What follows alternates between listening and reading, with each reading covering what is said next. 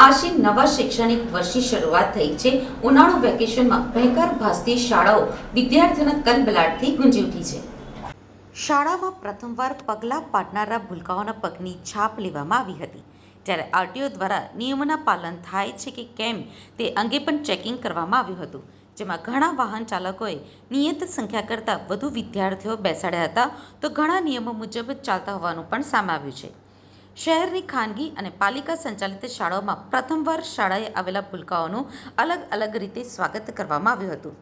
ક્યાંક ઢોલ નગારા સાથે બાળકોના સ્વાગત કરવામાં આવ્યા હતા, તો પહેલીવાર ઘર છોડીને શાળાએ આવેલા રડતા બાળકોને શાંત કરવા રમકડાં આપવાની સાથે સાથે ચોકલેટ આપીને સ્વાગત કરાયા હતા। નમસ્કાર, હું કુમારી દીપિકા શુક્લા, આચાર્ય પ્રેસિડેન્સી સ્કૂલ। આજરોજ તારીખ 13 જૂનથી શૈક્ષણિક સત્રનો પ્રારંભ થઈ ચૂક્યો છે, ત્યારે સમગ્ર સુરતમાં શાળાઓ આજે વિદ્યાર્થીઓના કલરવથી ગુંજતી થઈ ગઈ છે, એનો આનંદ છે। બરાબર 35 દિવસના વેકેશન પછી શાળામાં બાળકોએ પ્રવેશ કર્યો અને શાળાનું વાતાવરણ પ્રફુલ્લિત બનાવ્યું છે। ઘણી બધી સુરક્ષાઓના પ્રબંધ વચ્ચે શાળાઓ તૈનાત છે। બાળકોના શૈક્ષણિક સત્રમાં પરીક્ષાઓ વગેરેના આયોજનો સાથે આગળ કદમ કરીશું, ત્યારે પ્રથમ સત્રના સૌને શુભેચ્છાઓ। કેટલા વિદ્યાર્થીઓ હાજર છે? આજે અમારી શાળામાં વ્યક્તિગત કહું તો 92% હાજરી સ્પષ્ટ છે। સ્કૂલ વાનને લઈને જે ડીઓ દ્વારા પરિપત્ર આપવામાં આવ્યો છે, એમાં જો પ્રાઇવેટ વાહન હોય અને બાળકો પ્રાઇવેટ વાહનમાં આવતા હોય તો એમાં વાલીએ એક સંમતિપત્ર લખીને આપવું પડશે કે પોતાની જવાબદારીથી બાળકોને મોકલે છે। બીજા પરિપત્રની અંદર જે આરટીઓ દ્વારા બહાર પાડવામાં આવેલો છે, એમાં એ રીતે કરવામાં આવ્યું છે કે જો 12 વર્ષથી નીચેના બાળકો હોય તો રિક્ષાની અંદર 6 બાળકો અને વાનની અંદર 12 બાળકો વધારે બેસાડી શકાશે, અને જો 12 વર્ષથી મોટી ઉંમરના બાળકો હોય તો રિક્ષામાં 3 બાળકો જ અને વાનની અંદર 6 બાળકો જ બેસાડી શકાશે। જો સ્કૂલ પોતે પોતાના વાહન ચલાવતી હોય તો એની સંપૂર્ણ જવાબદારી સ્કૂલની રહેશે, પણ જો બાળકો પ્રાઇવેટ વાહનની અંદર આવતા હશે તો વાલીએ સંમતિપત્ર ભરીને આપવું પડશે, અને એમાં જવાબદારી એ વાનવાળાની અને વાલીની રહેશે। એમાં સ્કૂલની કોઈ જવાબદારી રહેતી નથી।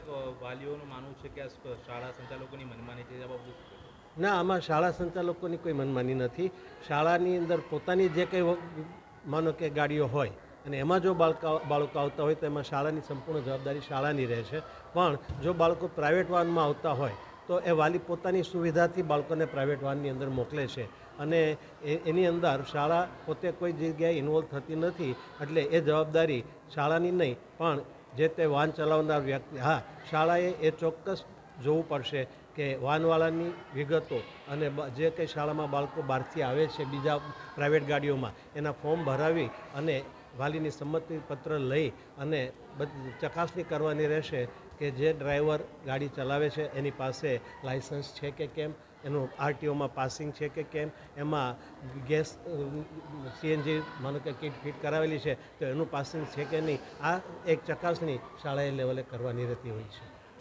વહેલી સવારથી આરટીઓની વિવિધ ટીમો દ્વારા શહેરની શાળાઓમાં લાવવામાં આવતા વિદ્યાર્થીઓના વાહનોની તપાસ કરવામાં આવી હતી। વાહનોની સ્પીડથી લઈને નિયમોના ઉલ્લંઘન થઈ રહ્યા છે કે કેમ તે જાણવાનો પ્રયાસ કરવામાં આવ્યા હતા, જેમાં ઘણા વાહન ચાલકો નિયત કરતાં વધારે વિદ્યાર્થી ભરેલા જોવા મળ્યા હતા, જ્યારે મોટાભાગના રિક્ષાથી લઈને બસ સહિતના ચાલકો નિયમો પાળતા હોવાનું પણ ખુલ્યું હતું। ઘણી શાળામાં વિદ્યાર્થીઓને પહેલા જ દિવસે ફાયર સેફટી અંગેનું માર્ગદર્શન આપવામાં આવ્યું હતું। આગ લાગે ત્યારે ફાયરના સાધનમાં ફાયર એક્સ્ટિંગ્યુશર ઉપયોગ કેવી રીતે કરવો તેની પણ સમજ અપાઈ હતી। સાથે જ આગ લાગે કે તે પ્રકારની કોઈ ગતિવિધિ સામે આવે તો શું કરવું અને કેવી રીતે બચાવ કરવો તે અંગે પણ વિગતવાર માર્ગદર્શન આપવામાં આવ્યું હતું। અમારા દ્વારા આ સ્કૂલમાં જે નાના ભૂલકાઓથી માંડીને મોટા બાળકોને જે ટ્રાન્સપોર્ટેશનમાં અલગ અલગ વાહનોમાં લઈ જવામાં આવે છે, એની અંતર્ગત આ સ્કૂલ ચાલુ થઈ અત્યાર સુધી વેકેશનનો માહોલ હતો, જેથી કરીને અમારા દ્વારા કોઈપણ વાહનોનું ચેકિંગ કરવામાં આવેલ ન હતું આ અંગે, પણ ત્યાર એ માટે પણ અમે પહેલાં જે પણ સ્કૂલ ચાલુ એ પહેલાં અમે દરેક સ્કૂલોમાં જઈને આના વિશે પણ માહિતગાર કર્યા હતા, અને તેમ છતાં આજે સ્કૂલ જે ચાલુ થઈ છે ત્યારબાદ અમારા દ્વારા આ રીતે સ્પેશિયલ આકસ્મિક ચેકિંગ હાથ ધરવામાં આવેલ હતું, અને અલગ અલગ સ્કૂલોમાં જઈને અમારા દ્વારા ચેકિંગ કરવામાં આવેલ હતું, જેથી કરીને અમે આઈ થિંક નહીં કરીને 70-80% વાહનો જે ચેક કરીએ એમાંથી 70-80% વાહનો એવા હતા જેઓ નિયમોસાર જે પણ નિયમોસાર હોવા જોઈએ એ મુજબ મળી આવેલ હતા, પરંતુ અમુક વાહનો એવા હતા કે જે પણ સ્કૂલ લઈ જવા માટે એલિજિબલ ના હતા, તેમ છતાં એવા વાહનોને અમે ડિટેન કરીએ છીએ અને જે પણ દંડનીય કાર્યવાહી કરવામાં આવે છે એમના ઉપર કરેલ છે. શું આરટીઓ કાયમની કામગીરી કરશે કે ખાલી આટલી આ રાજકોટની ના, કાયમી કરીએ જ છીએ કામગીરી, અને અમારા દ્વારા એમને ખાલી દંડકીય કાર્યવાહી નહીં, એ સિવાય અમે સ્કૂલની અલગ અલગ સ્કૂલોમાં જઈને પણ સ્કૂલના સંચાલકોને પણ આ અંગે અમે માહિતગાર કરીએ જ છીએ. અને કેટલી ટીમો બનાવવામાં આવી છે, કેટલી ગાડીઓ ડિટેન કરી, કેટલા દંડાત્મક કોતરાલ કરી શું અત્યારે અમારા દ્વારા 3 થી 4 ટીમો ડેરી કરવામાં આવે છે અને 8 થી 10 ગાડીઓનું આજની તારીખમાં ડિટેન કરવામાં આવેલ છે. સૌથી પહેલાં તો આજથી નવું સત્ર શરૂ થયું છે તે બદલ ખૂબ શુભેચ્છાઓ વિદ્યાર્થીઓ, વાલીઓ, શિક્ષકો અને આચાર્ય તમામને.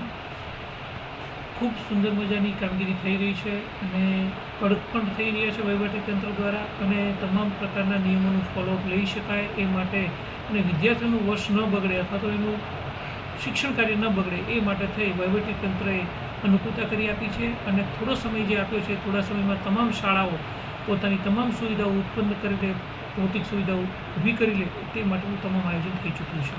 સાહેબ, આગની ઘટનામાં પ્રાથમિક શિક્ષણ મહત્ત્વનું રહેતું હોય છે કે કઈ રીતે બચી શકાય? આપના તરફથી આગામી દિવસોમાં કેવા કાર્યક્રમો યોજાશે? બાળકો માટે સ્કૂલ સેફ્ટી પોલિસી અંતર્ગત અને રોડ સેફ્ટી અંતર્ગત વાહન માટેની તકેદારી લેવા માટેની પણ સૂચનાઓ આપવામાં આવી છે. તેનું તમામનું ચકાસણી કરવામાં આવશે. આ ઉપરાંત વિદ્યાર્થીઓ માટે મોક ડ્રીલ કરવામાં આવશે, જેથી કરીને વિદ્યાર્થીઓ કોઈપણ ઘટના બને કોઈપણ જગ્યાએ તો એમાંથી ઝડપથી બહાર નીકળી શકે.